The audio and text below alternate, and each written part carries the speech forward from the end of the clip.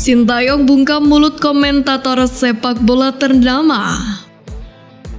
Bagot berikan pujian. Keputusan FIFA untuk ganti timnas Indonesia. Jangan skip videonya dan simak berita selengkapnya.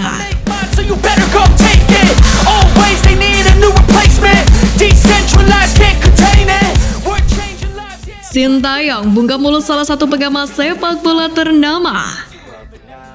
Diakui atau tidak, Sintayong berhasil membuat timnas Indonesia naik kelas. Buktinya, 3 level tim nasional berkiprah di Asia, bukan hanya ASEAN. Ini adalah kelolosan pertama Indonesia dalam ajang U23 tersebut. Artinya pula, Sintayong membawa 3 tim ke Piala Asia. Secara umum, kualitas timnas Indonesia jika diukur lewat ranking FIFA mengalami peningkatan tajam selama diasuh oleh Sintayong.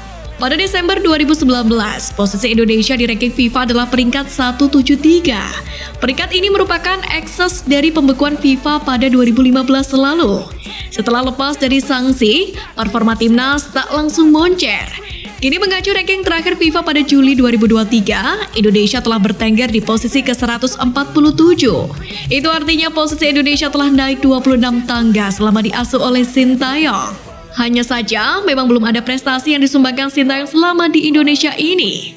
Piala AFF U19, SEA Games, hingga Piala AFF sebagai ajang sempat dirasakan Sintayong sama-sama tak berbuah gelar. Utamanya pencapaian di Piala AFF menjadi bahan pembicaraan. 2 kali tampil di Piala AFF, yaitu edisi 2020 dan 2022. Pencapaian Indonesia menjadi finalis 2020 dan semifinalis di 2022. Tanpa gelar juara Piala AFL, Sintayong dianggap tidak bisa membawa timnas Indonesia kemana-mana. Dominasi Thailand dan Vietnam sebagai raja ASEAN saat ini belum bisa dipatahkan oleh pelatih 53 tahun tersebut. Namun dengan keberhasilan Sintayong menembus Piala Asia ini seakan membungkam kritik tajam yang dilontarkan oleh salah satu pengamat sepak bola ternama, Akmal Marhali. Sebelumnya, Akmal menyebut bahwa wajar jika ada desakan Sintayong out. Sebab ia menilai hingga kini timnas Indonesia belum menorehkan prestasi. Wajar kalau ada desakan Sintayong mundur dari jabatan pelatih timnas Indonesia. Karena hingga saat ini belum ada prestasi yang bisa dibanggakan selama timnas Indonesia dipegang Sintayong baik level senior maupun kelompok umur. Kata Akmal Marhali pada 21 Agustus lalu. Ia juga menambahkan masyarakat Indonesia butuh pembuktian dari Sintayong yakni berupa gelar juara. Membawa timnas Indonesia lolos ke Piala Asia dinilai bukan prestasi konkret yang memuaskan hati pecinta sepak bola tanah air. Masyarakat membutuhkan trofi juara sebagai bukti keberhasilan, bukan sekedar lolos ke sebuah kejuaraan.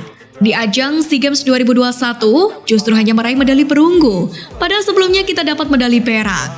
Dan di ajang Piala AFF 2022, kita hanya semifinalis, padahal 2 tahun sebelumnya kita runner up. Di ajang ini kalau memang Sintayong tidak siap, bisa diserahkan ke asisten pelatih. Ucap Akmal Marhali. Rasakan dampak nyata, Bagot berikan pujian kepada Sintayong. Alkan Bagot berbicara banyak seusai berhasil mengantarkan timnas U23 Indonesia lolos ke putaran final Piala Asia U23 2024. Bagot mengatakan hal ini tak akan berhasil tanpa adanya sosok pelatih hebat di timnas Indonesia. Hal ini diungkapkan olehnya karena dia juga telah merasakan menjalani persiapan dengan 2 kelompok usia timnas yang berbeda. Jika membela 2 tim ini tentu saja Alkan Bagot telah merasakan kepemimpinan pelatih asal Korea Selatan tersebut secara langsung. Menurut Alkan, peran Sintayong sebagai juru racik timnas U23 Indonesia dianggap menjadi salah satu kunci keberhasilan. Selama berada di bawah kepemimpinan Sintayong, back berpostur 194 cm itu merasakan banyak perbaikan di berbagai aspek. Dia bahkan mengakui bahwa timnas Indonesia saat ini mengalami perkembangan yang besar. Pemain kelahiran Bangkok itu pun menilai para pemain timnas Indonesia menunjukkan peningkatan kemampuan. Perkembangan para pemain juga semakin cepat. Ya, kami banyak perkembangan. Pelatih memberikan dan melakukan banyak hal penting untuk kami, ujarnya. Lebih lanjut, bek keturunan Indonesia Inggris ini juga mengapresiasi para pemain yang telah bekerja keras selama ini. Ia memuji para pemain abroad yang langsung bergerak kembali ke masing-masing klub seusai berhasil membuat sejarah dengan Garuda Muda. Pujian juga diberikan kepada para pemain yang selalu memberikan yang terbaik. Ini menjadi momen prestasi bersejarah dan membawa semangat baru bagi sepak bola tanah air. Dengan kebangkitan timnas Indonesia ini, Alkan Bagot mengatakan bahwa sebenarnya pemandangan ini sudah seharusnya terlihat. Selain itu, Bako juga memuji kualitas Sintayong yang memang memiliki pengalaman yang bagus. Dia membuat tim merah putih dari kelompok usia maupun senior mengalami perubahan yang cukup signifikan. Bako sendiri mengakui bagaimana para pemain bisa menunjukkan peningkatan kualitas dan Garuda Muda bahkan telah bermain dengan gaya permainan atau karakter timnas Indonesia sendiri. Dengan begitu diharapkan kedepannya bakal terlahir pemain-pemain bagus. Tim Merah Putih pun bisa menjaga konsistensi sepak bola Indonesia ke depannya. Saya pikir gaya permainan kami yang dulu dan sekarang sudah benar-benar berbeda. Kalau memiliki pelatih yang berkualitas tinggi seperti yang ada sekarang, hal itu sangat membantu tim ini. Jelas Elkan Bagot. Keputusan FIFA untuk timnas Indonesia. Timnas Indonesia dikabarkan akan menghadapi Brunei Darussalam pada babak pertama kualifikasi Piala Dunia 2026 dalam 2 kali pertemuan. Leg pertama, Timnas Indonesia akan lebih dulu berstatus sebagai tuan rumah. Dilansir dari laman resmi FIFA, laga Timnas Indonesia versus Brunei sendiri akan digelar di Stadion Utama Gelora Bung Karno, Senayan, Jakarta Pusat pada Kamis 12 Oktober nanti. Sementara pada leg kedua, giliran Timnas Indonesia bertandang ke markas Brunei Darussalam. Andai sukses membungkam Brunei Darussalam, maka Timnas Indonesia akan menghuni grup F bersama dengan Irak, Vietnam, dan Filipina. Selain skuad Garuda dan Brunei, ada 18 tim lain yang berebut tiket putaran kedua. Nantinya 10 pemenang dari putaran pertama atau playoff itu akan melaju ke putaran kedua kualifikasi. Mereka kemudian bergabung dengan 26 tim yang sudah lolos langsung ke putaran kedua karena berada di pos 1 hingga 3 sesuai regulasi unggulan yang telah ditetapkan oleh FIFA. Sementara itu dari total 36 peserta, FIFA sudah membaginya ke dalam 9 grup yang mana masing-masing dihuni oleh 4 tim.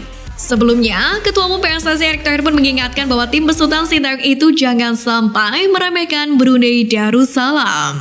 Tentu game yang kami harapkan adalah keberlanjutan kualifikasi Piala Dunia yang alhamdulillah rezeki anak soleh tapi tak boleh meremehkan. Kocokan Oktober kita lawan Brunei. Saya rasa ada potensi karena kita tahu kekuatan Filipina, Vietnam, kalau Irak tentu di atas kita. Ini yang akan kita fokuskan. Apalagi kita lihat Timnas Indonesia akan main di November 2023, Maret 2024, dan Juni 2024. Kata Erick Thohir. Jelang duel kontra Brunei Darussalam, Timnas Indonesia sendiri sudah memiliki modal positif. Pada FIFA Matchday September kemarin, Timnas Indonesia sukses meraih kemenangan 2-0 atas Turkmenistan. Atas hasil ini, ranking FIFA dari Timnas Indonesia sendiri diprediksi akan naik ke urutan ke-147 setelah sebelumnya menduduki peringkat ke-150 dunia. Jika benar lolos ke putaran kedua, maka Asnawi Mangkualam dan kawan-kawan akan bertandang untuk menghadapi tim terkuat di grup F yakni Irak pada 16 November mendatang. Namun belum diketahui di stadion manakah Irak akan menjamu Indonesia. Garuda sendiri baru berkesempatan menjadi tuan rumah saat menjamu Filipina pada tanggal 21 November mendatang.